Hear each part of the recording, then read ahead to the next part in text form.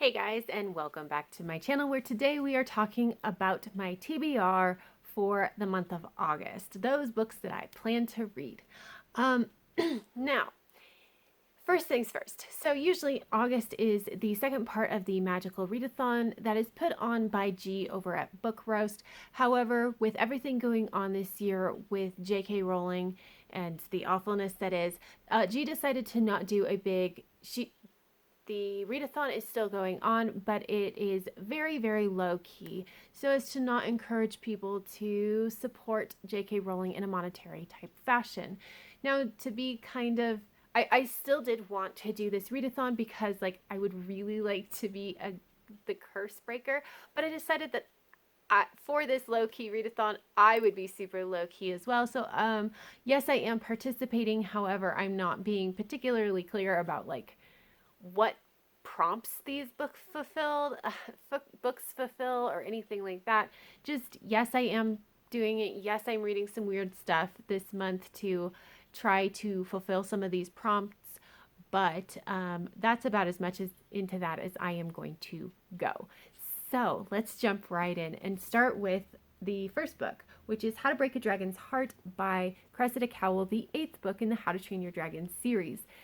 This particular one follows Hiccup as he is stranded on a beach and like things go terribly wrong and he has to save his friend and like try to get home and the whole deal. I have very mixed feelings about this particular series. I am reading it because my older child has asked me to, and so I am. And there are definitely things I like about this series, but on a whole, I have thought it was just okay. But 2 books ago, book 6, I really did actually like it. So I am hopeful that this is in that particular vein. After that, we have books 12 and 13 of the Toby Day series, Night in Silence and The Unkindest Tide. This is by Seanan McGuire.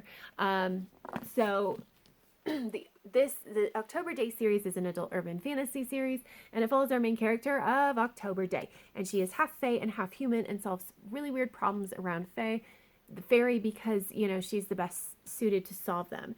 In Night in Silence, somebody has found out that she has a daughter and has gone and kidnapped Toby's daughter. And so now Toby has to go find the daughter. And there are a lot of consequences and a lot of family dynamics that are revealed, and I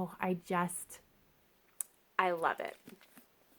And then we have The Unkindest Tide, and this one is really about a promise made by the Lushak that Toby is going to help fulfill to the Selkies.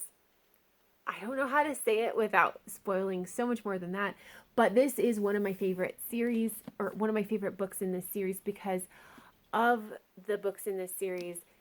This actually ends with some amount of happiness and some amount of hope, and that's not really normal for this particular series. And I really did love seeing the Lushak in her element, and finding out more about her. So I am very much looking forward to the reread of this one.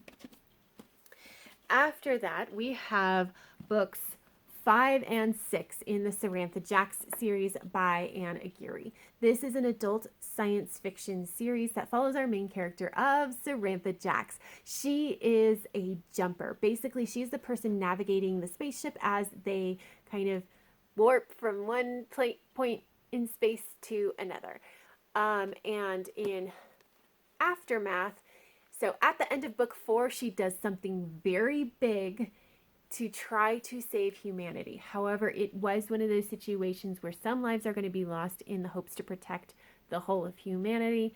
And it was a big deal. And now she's on trial for it. And then book 6 with Endgame. This is a callback to a character in the first book. Basically, there was an alien race that was subjugated, and she is going to go try and help them. And this is the last book in the series, and I am very much looking forward to it. I love this series. It is so light and fun, and even as it's dealing with difficult topics, it's just really, really easy to read. So I'm excited for that.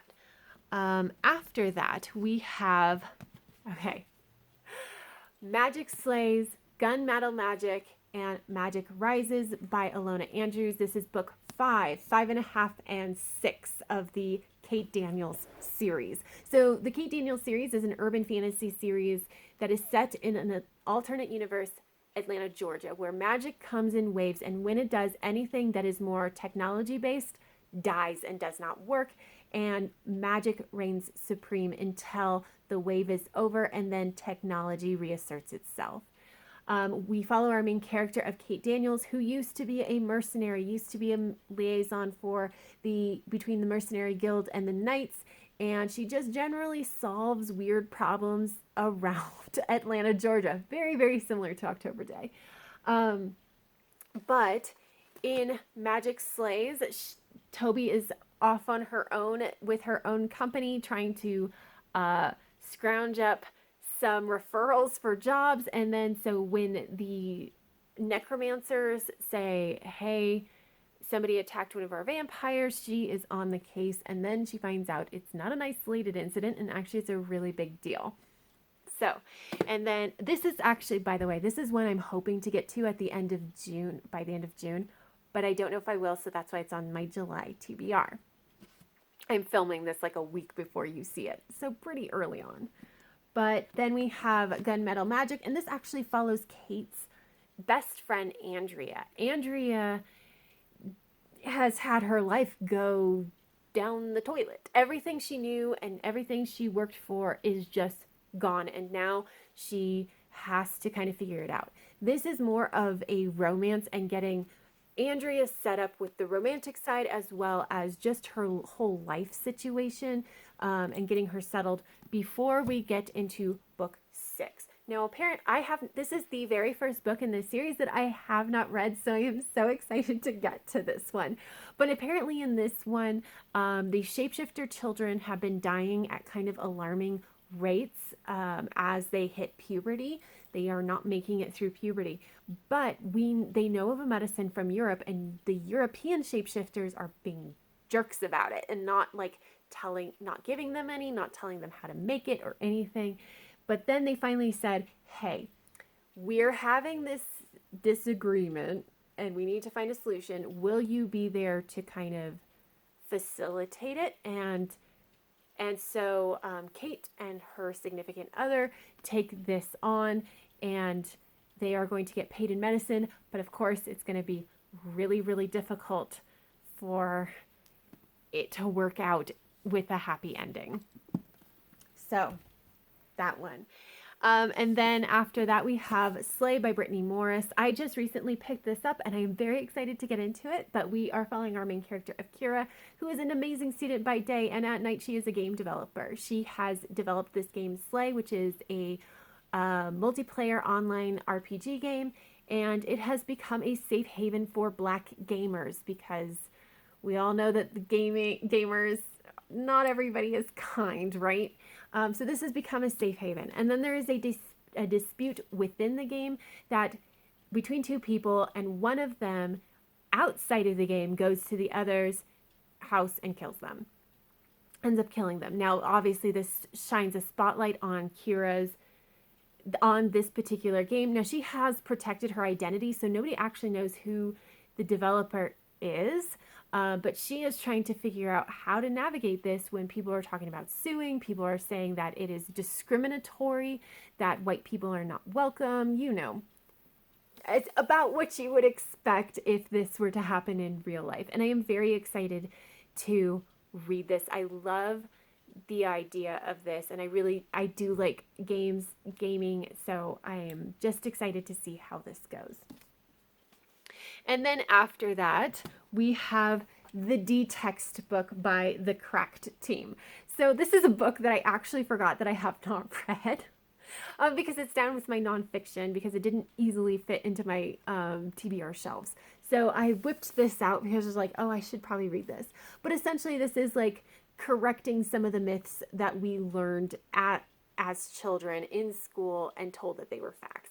And I'm very interested to get into it. I do love Cracked. I think it's, generally speaking, sometimes the humor grates on me a little bit, but I really think it's interesting what they dive into and what the information that they find. So I'm actually excited to read this. And then lastly, we have iZombie Volume 1, Dead to the World by Chris Roberson. Now, I have actually read this before, and I don't remember enough of it to feel comfortable with it. But we are following our main character of Gwen, who has turned into a zombie. Now, she has the perfect job for this in that she's a gravedigger. And so she digs the graves and occasionally steals a brain so that she can continue to live.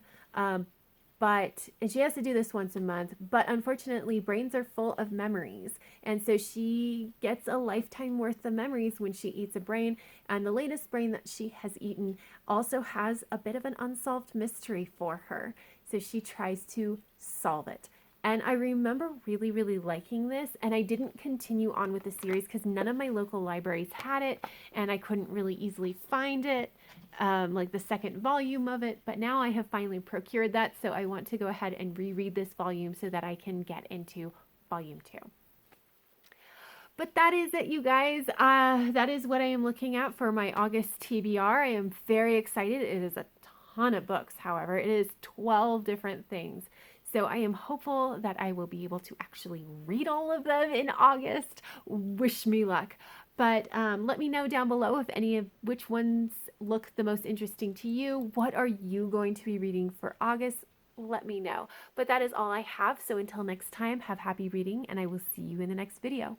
Bye.